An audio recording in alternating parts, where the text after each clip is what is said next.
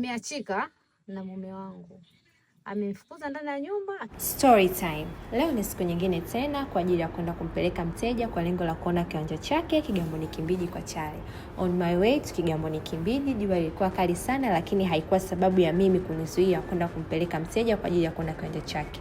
Hapo tayari nilikuwa nishafika Kigamboni Kimbiji na msubiri mteja ili tuende. On our way to Kimbiji, hem tumsikize kidogo historia yake. Nimeachika na mume wangu, amemfukuza ndani ya nyumba, lakini Mwenyezi Mungu nashukuru kaniachia watoto wangu 3. Nimepambana kusema kweli, nashukuru Mungu na biashara yangu ya kuku. Natoka hapo nikawaza sana, lini na mimi nitapata mafanikio au nitapata eneo nipate kujenga na nikae na watoto wangu, maana ada zinategemea mimi. Biashara yangu wenyewe ndio hiyo chache, nauza ni kuku, lakini nashukuru Mwenyezi Mungu kanijalia. Asa mama, ni kitu gani kilikusukuma mpaka ukaamua kununua kiwanja hivyo kupitia kampuni yetu pendwa ya Oasis? Nimeona tangazo lenu nikavutiwa nalo, kupitia kidogo kidogo naweza nikanunua kiwanja.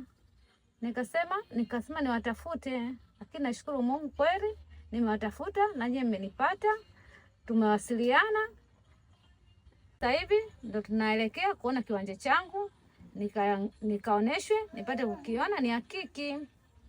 Hello dear customers, kwa hiyo hapa mimi ndio leo mwakilishi ambaye nampeleka kwenda kuona kiwanja chake.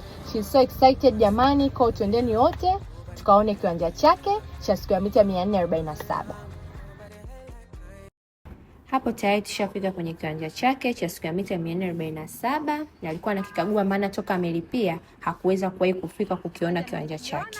Tena nawashukuru sana sana. Yaani sikuamini, nawashukuruni. Karibu sana. Oasis ni kampuni pendwa, ni kampuni yenye uhakika.